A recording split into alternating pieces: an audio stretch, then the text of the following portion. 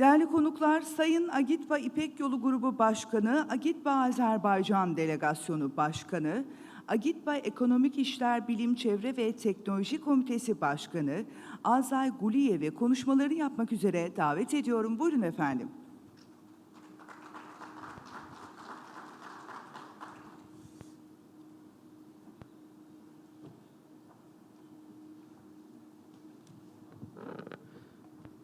Teşekkür ederim. Hepinizi selamlıyorum. Günaydın arkadaşlar, dostlar. İzninizle ben İngilizce konuşmamı devam ederdim. Dear Mr. Salami Altınok, Head of the Delegation of Turkey to the OSCE Parliamentary Assembly, the members of the Grand National Assembly of Turkey, dear members of the Silk Road Group within the OSCE Parliamentary Assembly, dear distinguished representatives of the international organizations, dear distinguished representatives of business sector, dear colleagues and friends, good morning. Welcome to the first International Parliamentary Conference of the Silk Road Group within the OSCE Parliamentary Assembly, devoted to the strengthening connectivity to ensure energy and food security in times of crisis. Before starting on the substance, let me extend my deepest condolences to the families who have lost loved ones in tragic disaster at the Bartın coal mine and the entire people of Turkey, as well as our Turkish colleagues and friends. I also wish to all injured the soonest recovery. Dear colleagues, it is worth mentioning that after 3 years of COVID break, since our last international conference, which took place in Switzerland on 5 September 2019, we were able to come again together in person. On behalf of the OSCE Silk Group, I am delighted to thank Mr. Şentop, the Speaker of the Grand National Assembly of Turkey, and particularly Mr. Altınok, the head of the delegation of Turkey to the OSCE, for this opportunity and for hosting the first International Silk Road Parliamentary Conference at such difficult time, and as well as for the great Turkish hospitality shown to all of us here in wonderful city of Istanbul. This is very much appreciated. I am also very grateful to all delegates of the OSCE for their consistent dedication to this important platform of the Silk Road. It is impressive that there are so many participants from different parliaments, international organizations, state and private sector who joined us today. I see many of you that I know personally. Indeed, nothing can substitute the personal interactions. Thank you very much for that. I believe that it is a timely initiative to discuss the economic, social, and environmental implications of the war in Ukraine and COVID-19 pandemic in OSCE region, with the focus of strengthening connectivity and ensuring energy and food security in times of crisis and uncertainty. I think it will be a good time for us to discuss during today's about all the issues that we have faced so far. For the first time in the activity of our platform, along with the traditional modality of the conference, we will have here in Istanbul the business forum for private companies of the member countries. I hope that it will set up a successful tradition for triangle dialogue of parliament, government, and private sector in the OSCE region, which is one of the key priorities of the Silk Road. Dear participants, as you see from the program, we have a very busy schedule allowing us for insightful exchange of the issues with the high-level officials and outstanding experts. Our expectation from this conference is to elaborate the proposals or recommendations of the OSCE Parliamentary Assembly, the national parliaments and governments and international organizations and the private sector for the coordinated actions to tackle the following four mounting challenging issues. First, ensuring energy security in OSCE region, particularly in Europe.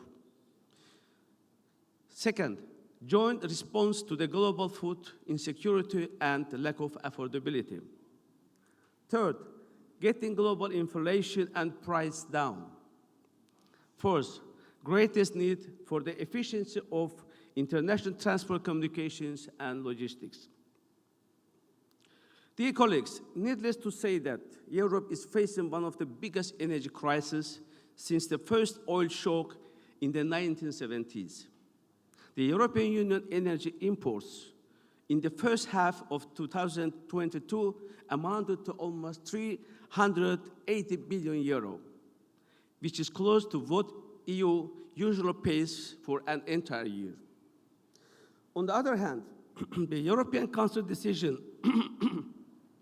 on a ban of Russian oil and the gas imports requires immediate diversification of energy supply sources and routes from different countries. In this context, the signing of the Memorandum of Understanding on a strategic partnership in the energy sector between Azerbaijan and the EU on 18 July 2022, as well as recently commissioning of the interconnector Greece-Bulgaria pipeline will largely contribute to energy security of Southeast Europe. Based on this Memorandum of Understanding, Azerbaijan is going to double its gas exports through Southern Gas Corridor to Europe, and total volume is expected to be reached up to 20 billion cubic meters a year.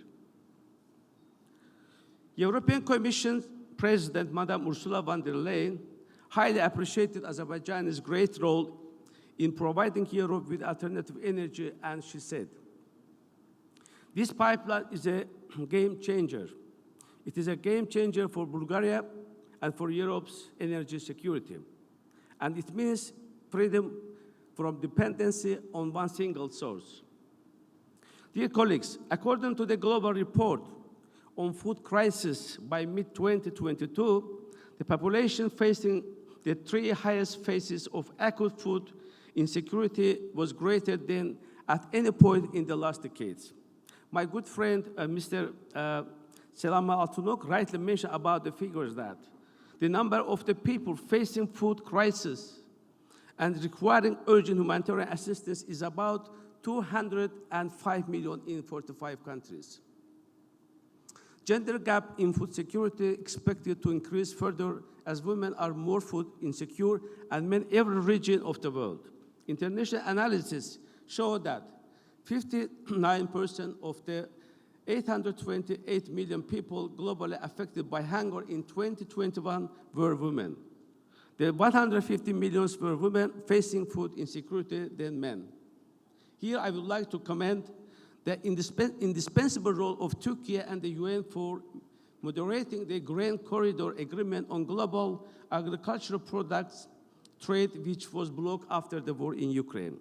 This deal was instrumental to avoid the risk of starvation and acute food shortage in developing and underdeveloping countries, and also this corridor prevents a new wave of migration. With the announcement of the Grain Corridor Agreement, wheat prices decreased up to 40% to the level of January 2022.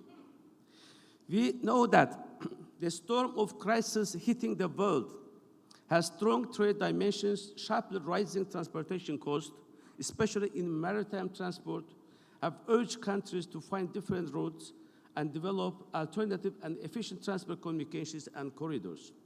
One promising alternative is to push export and energy connections through the Middle Corridor, which runs from Central Asia to Azerbaijan, Georgia, Turkey, and from there to Europe, and vice versa. This transport communication is getting more demanded, as in the first 9 months of 2022, the transit through this road increased by nearly 65%. On its part, Azerbaijan makes significant contribution to the development of the East-West and North-South transportation corridors, and also actively promotes the creation of Zangezur Corridor, which will be an integral part of the Middle Corridor. Dear colleagues and friends, as you know, at the end of our event, we will have to adopt the Istanbul Declaration of the first international conference based on the outcome and the conclusion we make today. A draft version of the declaration has been sent to all of you for your initial consideration, and I hope that it will be adopted, taking into account all substantiated amendments and proposals. On my final note, I would like to suggest our conference to pay particular attention to main questions during our debates and discussions. The first question, what the OSCE, it is like-minded partners, member countries, as well as national and transnational companies should do for effectively addressing above-mentioned challenges. In other words, what is happening, what is coming, what should we do? Second question, how? How would we work? How we can get more and better results? I know these are not easy questions, but I think this question must be the main question for our agenda, not only here, but also both at national and international level. Before concluding, I would like to mention that today, 18th October, is a special day for my country, as we celebrate today the day of the restoration of independence of Azerbaijan.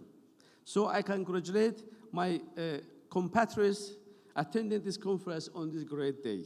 Thank you, and looking forward to hearing your valuable comments and contributions. Teşekkür ederim.